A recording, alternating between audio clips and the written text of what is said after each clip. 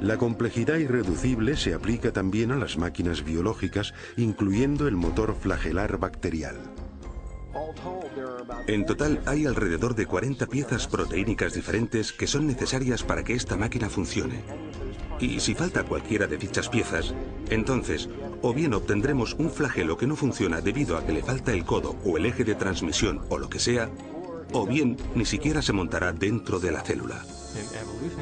En términos evolutivos, tenemos que poder explicar cómo se puede construir este sistema de forma gradual cuando no hay función hasta que se tienen todas estas piezas en su sitio.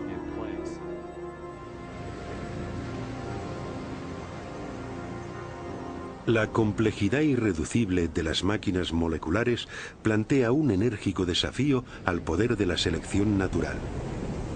Según la teoría de Darwin, incluso las estructuras biológicas muy complejas, como un ojo, un oído o un corazón, pueden construirse gradualmente a lo largo del tiempo en pequeños incrementos. Sin embargo, tal como Darwin puso en claro, la selección natural solo puede tener éxito si estos cambios genéticos al azar proporcionan alguna ventaja al organismo en evolución en su lucha por la supervivencia. Como he intentado demostrar, no es necesario suponer que las modificaciones fuesen todas simultáneas, si eran sumamente ligeras y graduales. La selección natural está examinando las más ligeras variaciones, rechazando las malas, preservando y acumulando todas las buenas. Con todo, algunos científicos dudan de que las pequeñas variaciones de Darwin pudieran haber creado un flagelo bacteriano cuando no existía tal mecanismo. ¿Cómo pudo algo nuevo, como un motor de un flagelo bacteriano y todos los componentes que van con el mismo, cómo pudo desarrollarse a partir de una población de bacterias que no tuviesen este sistema? Y ello cuando cada cambio, según la teoría de Darwin, ha de proporcionar alguna clase de ventaja. Imaginemos un escenario así al inicio de la historia de la Tierra. Una bacteria en evolución desarrolla de alguna manera una cola y quizá incluso las piezas necesarias para unirla a la pared celular. Sin embargo, sin un ensamblaje completo de motor, esta innovación no proporcionaría ventaja alguna a la célula. En lugar de ello, la cola permanecería inmóvil e inútil, invisible para la selección natural que, por definición, solo puede favorecer cambios que ayuden a la supervivencia. La lógica de la selección natural es muy exigente. A menos que el mecanismo del flagelo esté totalmente montado y funcione de verdad, la selección natural no puede preservarlo, no puede pasar a la siguiente generación. El punto importante a comprender acerca de la selección natural es que selecciona solo con vistas a una ventaja funcional. En la mayoría de los casos, lo que hace la selección natural es eliminar cosas que carecen de función o que tienen una función que perjudica al organismo.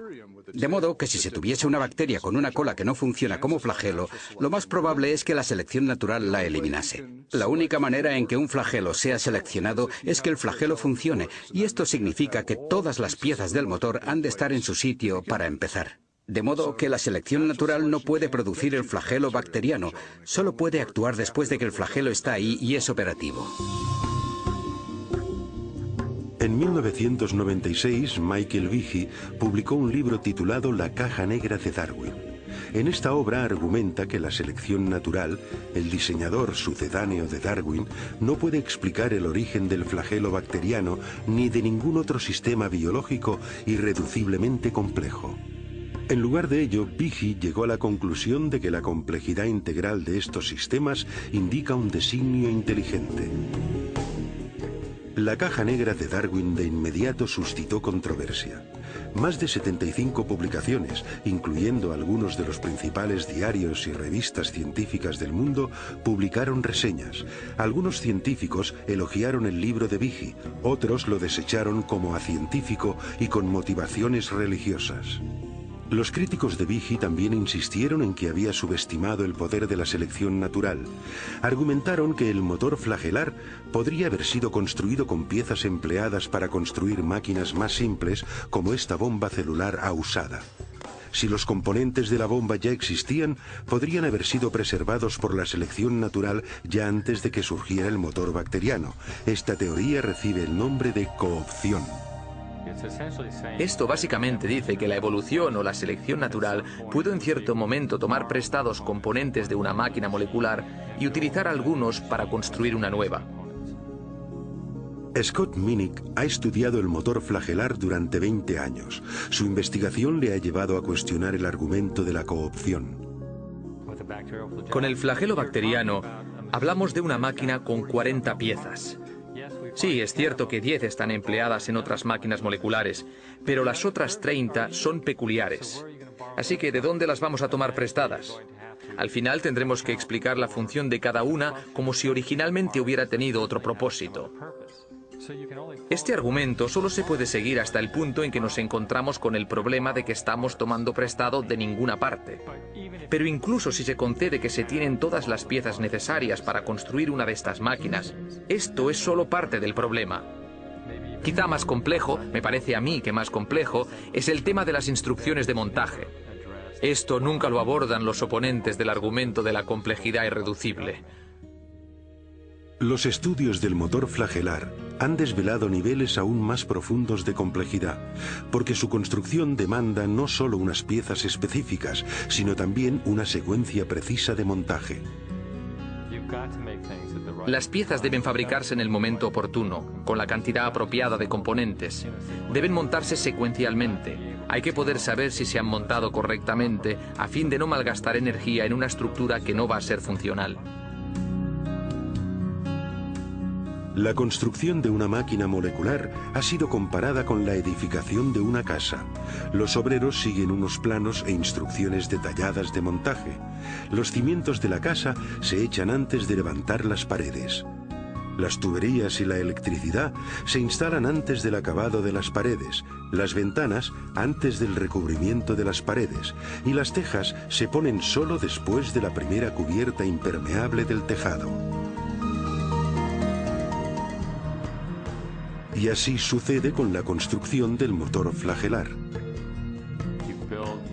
Esta estructura se construye de dentro hacia afuera. Se cuenta la cantidad de componentes en una estructura anular de un estator y cuando esto queda montado, se recibe una realimentación que dice, vale, no más de este componente. Se añade el eje, se añade un anillo, se añade otro eje, y cuando la articulación en U ha llegado a un cierto tamaño y a un cierto grado de curvatura, más o menos un cuarto de giro, esto se cierra. Y luego empiezan a añadirse los componentes para el propulsor. Todos estos componentes se montan en una secuencia precisa, tal como se hace con el edificio. La construcción correcta del motor requiere un complejo sistema de máquinas que coordinen el temporizado de las instrucciones de montaje. Pero ¿cómo puede la selección natural construir un sistema así? El argumento de la coopción no explica lo que vemos aquí. Para poder construir el mecanismo del flagelo, o decenas de miles de otros mecanismos semejantes en la célula, son necesarias otras máquinas que regulen el montaje de estas estructuras, y estas máquinas precisan de otras máquinas para su montaje. Solo que falte una de estas piezas, o que esté donde no le corresponde, el motor no funcionará. De modo que el sistema para montar el motor flagelar es el mismo irreduciblemente complejo. De hecho, lo que tenemos aquí es complejidad irreducible en cascada. Sabemos mucho acerca del flagelo bacteriano. Todavía tenemos mucho que aprender, pero sabemos mucho acerca de él.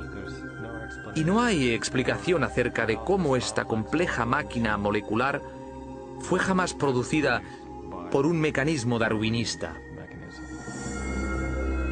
Hace 150 años los científicos no tenían conocimiento de las máquinas moleculares de complejidad irreducible. Sin embargo, Charles Darwin consideró la dificultad que sistemas como estos podrían plantear a su teoría.